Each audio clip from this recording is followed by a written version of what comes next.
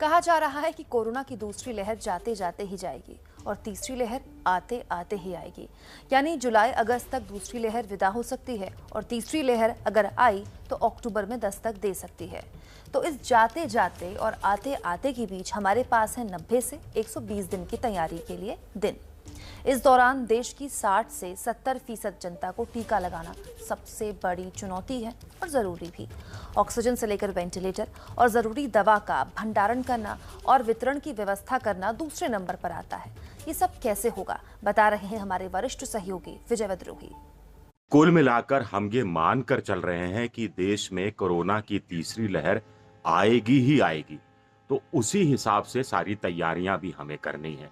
ऐसे में अगर तीसरी लहर आती है तो वो बेदम साबित होगी, और अगर तीसरी लहर नहीं आती है तो इस बहाने देश में जो हेल्थ सर्विस है उसकी सेहत सुधर जाएगी। यानी दोनों ही श्रेणियों में हमें पाना ही पाना है, खोना कुछ नहीं है।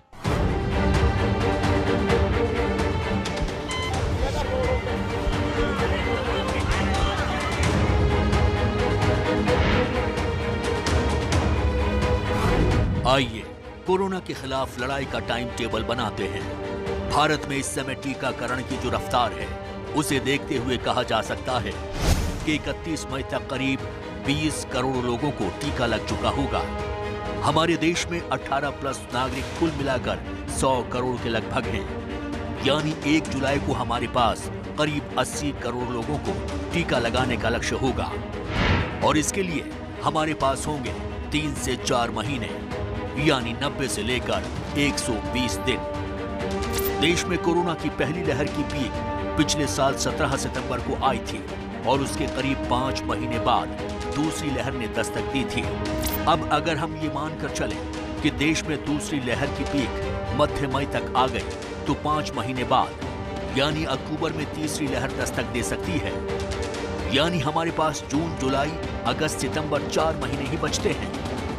120 दिन और 80 करोड़ डोज, यानी 70 लाख लोगों को रोज इंजेक्शन लगाना, क्या ये संभव है?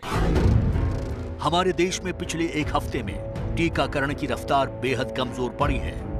रोज करीब 11 से 14 लाख टीके ही लगाए जा रहे हैं, जबकि अप्रैल में हर रोज 25 से 30 लाख टीके लगाए जा रहे थे।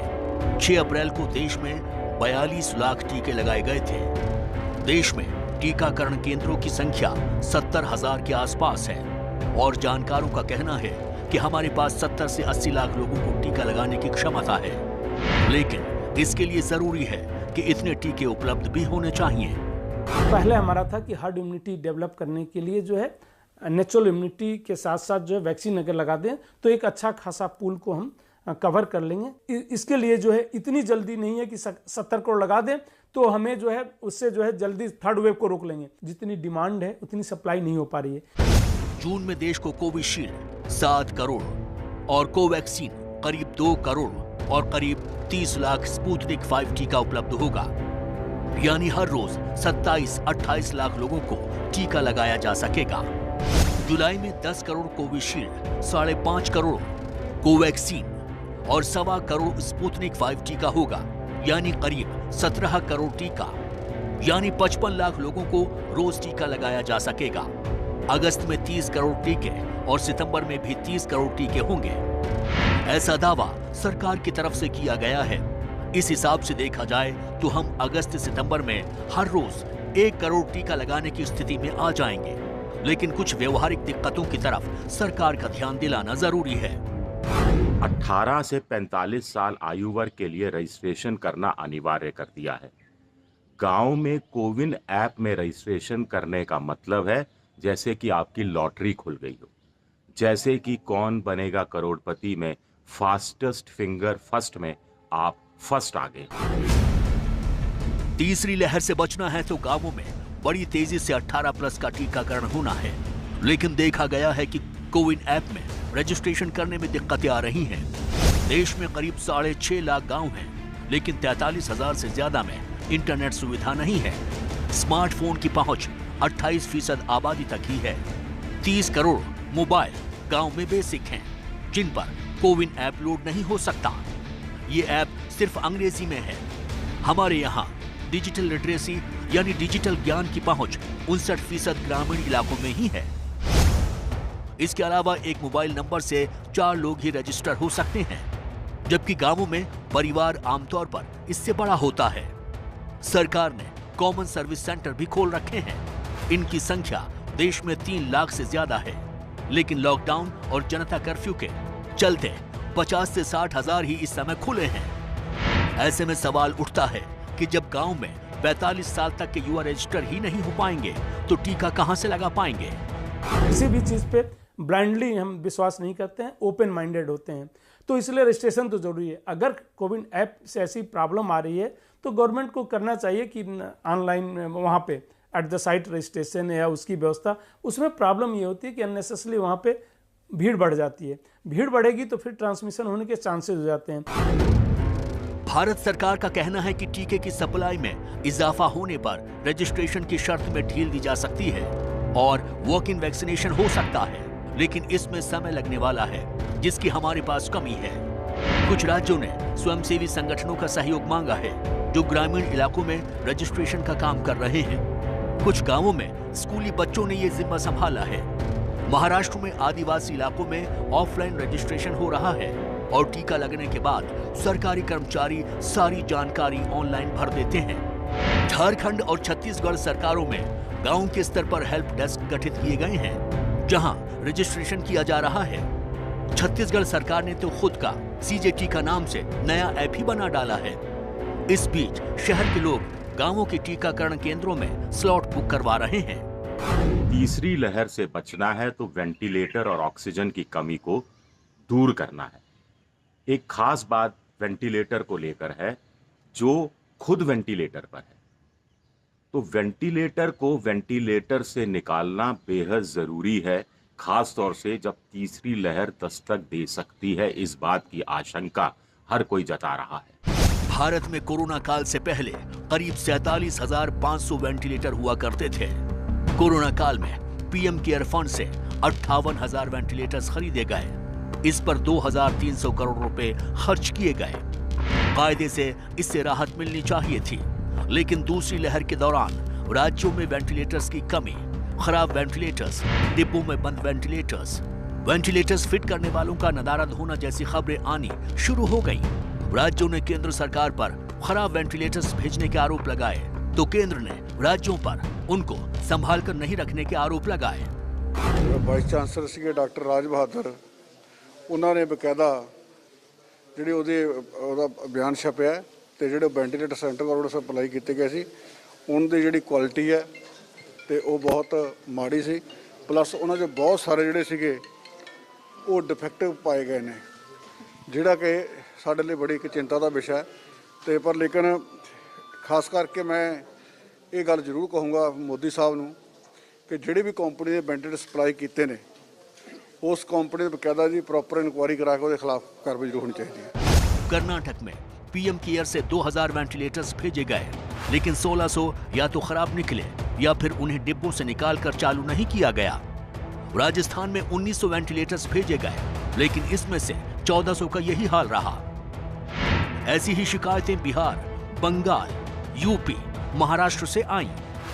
मामला पीएम तक पहुंचा और ऑडिट करवाई गई। इस ऑडिट से जो निकला वो चौंकाने वाला था। बहुत से जिला अस्पतालों में मैकेनिक ही नहीं मिले जो वेंटिलेटर्स को इंस्टॉल कर पाते। कहीं सर्विस और स्पेयर पार्ट वेंटिलेटर्स बनाने वाली कंपनी ने नहीं दिए, तो कहीं अपना इंजीनियर नहीं भेजा। वेंटिलेटर्स को कहीं ऑक्सीजन पाइप से जोड़ने वाला कनेक्टर नहीं मिला, तो कहीं जनरेटर से जोड़ने का उपकरण नहीं मिला। कहीं 5 रुपए का ऑक्सीजन सेंसर फ्यूज हो गया तो उसे बदला नहीं गया, तो कहीं प्रशिक्षित स्टाफ नहीं होने के कारण वेंटिलेटर्स सील बंद डिब्बों से बाहर निकाले ही नहीं गए। वेंटिलेटर सिर्फ लगाने से नहीं होता, वेंटिलेटर को ऑपरेट भी करना चाहिए और बहुत ही स्किल्ड लोगों से ऑपरेट होता है, माइनर ट्रेनिंग से भी नहीं हो पाता है। जब तक आप ऑक्सीजन से काम चला लेते हैं, ऑक्सीजन से चलाएं। वेंटिलेटर पे ये पाया गया कि शुरू के दिनों में कोविड के समय में कुछ लोगों को वेंटिलेटर सपोर्ट देने के लिए दे दिया गया और उसमें जो है मृत्यु दर ज़्यादा थी। जब तक स्किल्ड लोग ना हो वेंटिलेटर को चलाने के लिए, तब तक वेंटिलेटर का इस्तेमाल नहीं करना चाहिए, हर जगह नहीं करना चाहिए। इन दिनों हमारे देश में B.617 नाम के म्यूटेंट की बात बहुत हो रही है, चर्चा बहुत हो रही है, जिसने कोरोना में तबाही मचाई। अब ये कहा जा रहा है कि अगर इस म्यूटेंट को पहले पहचान लिया गया होता तो इतनी मार नहीं पड़ती। क्या भविष्य के लिए हम कोई सीख ले सकते हैं? B.617 और B.618 कोरोना वायरस के वो दो म्यूटेंट हैं जिन्होंने महाराष्ट्र में अपना रौद्र रूप दिखाया था। इसे इंडियन वेरिएंट कहा गया। इसी तरह पंजाब में यूपी वेरिएंट ने तांडव किया, तो बंगाल में दक्षिण अफ्रीका और ब्राजील के म्यूटेंट ने उत्पात मचाया। कहा जा रहा है कि पिछले साल भारतीय वैज्ञानिकों ने नवंबर-दिसंबर में इन वायरस की पहचान कर ली थी, लेकिन आगे इस पर कोई शोध नहीं हुआ। ये इसलिए नहीं हुआ क्योंकि सरकार ने दिलचस्पी नहीं ली। सरकार ने दिलचस्पी इसलिए नहीं ली क्योंकि कोरोना का प्रकोप काफी हद तक कम हो गया था। यहाँ तक कि जीनोम का अध्ययन करने वाले संस्थानों को 111 करोड़ रुपए देने की घोषणा सिर्फ घोषणा बनकर रह गई। जानकारों का कहना है कि अगर हमें तीसरी लहर से बचना है तो हमें कोरोना के नए नए म्यूटेंट के वजूद का पता लगाना होगा, समय रहते पहचान करनी होगी और उस पर लगातार नजर रखनी होगी। ये गलती हम दूसरी लहर के समय कर चुके हैं और आगे का हम जोखिम किसी भी कीमत पर नहीं उठा सकते। जीनोम सीक्वेंसिंग बिल्कुल होते रहना चाहिए, समय रहते हमें पता कर लेना चाहिए कि कौन सा वायरस आ रहा है, क्या वायरस जो है बिल्कुल डिफरेंट है और इतना डिफरेंट है कि पहले वाले वैक्सीन को लगे हुए वैक्सीन को या आपके जो है जिनको नेचुरल इन्फेक्शन होता है उसकी भी इम्यूनिटी को बाईपास कर दे रहा है। तो इसलिए जरूरी है, तब थर्ड वेव कितना भी बड़ा हो सकता है उस कंडीशन। इसलिए जो है ये बहुत ही इंपॉर्टेंट है कि हमें जीनोमिक सर्विलेंस पे जो है ध्यान देना चाहिए। देश में कोरोना की पहली लहर ने शहरों पर धावा बोला था और दूसरी लहर ने गांवों पर हमला किया। तीसरी लहर से देश को बचाना है तो गांवों में स्वास्थ्य सेवाओं पर युद्ध स्तर पर ध्यान देने की जरूरत है। देश में उप प्राथमिक स्वास्थ्य केंद्र करीब 1.5 लाख है, प्राथमिक स्वास्थ्य केंद्र 55,000 और कम्युनिटी हेल्थ सेंटर 5,000 हैं। जानकारों का कहना है कि तुरंत जितना जल्दी हो सके राज्य सरकारों को चाहिए कि वो इन केंद्रों में अनुबंध के आधार पर डॉक्टर्स और नर्सेज की भर्ती करें। इन केंद्रों का टीकाकरण केंद्रों की तरह इस्तेमाल किया जाए। जहां जहां जगह है वहां कुछ बेड का लगाए जाएं। हर केंद्र पर कुछ वेंटिलेटर्स भेजने की व्यवस्था की जाए जो इस समय शहरों में बड़े अस्पतालों में हैं और इस्तेमाल में नहीं आ रहे हैं। राजस्थान समेत कुछ राज्यों ने अनुबंध के आधार पर डॉक्टर नियुक्त करने के साथ साथ मेडिकल के अंतिम वर्ष की पढ़ाई कर रहे छात्रों को बढ़े हुए स्टाइपेंड पर कोरोना के खिलाफ मोर्चे पर भेज भी दिया है।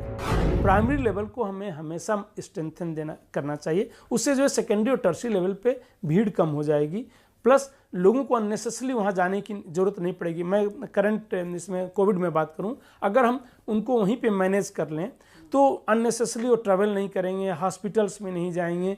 प्राइमरी हेल्थ सेंटर पे जो है और प्राइमरी हेल्थ केयर पे हमें जो है एक जीडीपी का अच्छा खासा लगाना चाहिए। प्राइमरी हेल्थ सेंटर में जो प्राइमरी हेल्थ केयर प्रोवाइड करता है उसमें प्रिवेंटिव, प्रमोटिव और क्यूरेटिव सर्विसेज देते हैं, इसलिए जो है उसको स्ट्रेंथन करने की जरूरत है सारे लेवल। ताजा अध्ययन बताता है कि देश में अभी भी 50% लोग मास्क नहीं पहनते। 64% मास्क पहनते तो हैं लेकिन उसे ठीक से नाक पर नहीं लगाते। ऐसे में ताजा अध्ययन ये भी बताता है कि बंद कमरे में छींकने या खांसने या जोर से बात करने पर कोरोना वायरस के कण हवा में 2 से 3 घंटे तक रहते हैं और 10 मीटर तक मार कर सकते हैं। अभी तक 2 मीटर ही मारक क्षमता बताई जा रही थी। लिहाजा तीसरी लहर से बचना है तो कोरोना के बारे में लगातार जनता को सूचित करते रहना है और ऐसा जनचेतना अभियान शुरू करना है जो विज्ञान पर आधारित हो। अफवाह फैलाने वालों के खिलाफ सख्त कार्रवाई करने से भी हमारी तैयारी और ज्यादा पुख्ता होगी और तीसरी लहर की आशंका उतनी ही कम होगी। कुल मिलाकर कोरोना अभी तक हमसे 4 कदम आगे रहा है, लेकिन अगर हमें कोरोना की तीसरी लहर को मात देनी है तो कोरोना की हर चाल को पहले से ही समझ लेना होगा और पहले से ही उसका तोड़ भी निकाल लेना होगा। विजय विद्रोही, एबीपी न्यूज, जयपुर। आगे दिखाएंगे कोरोना की दूसरी लहर का किस तरह शिकार हुए इस जंग में सबसे बड़े योद्धा यानी कि डॉक्टर्स।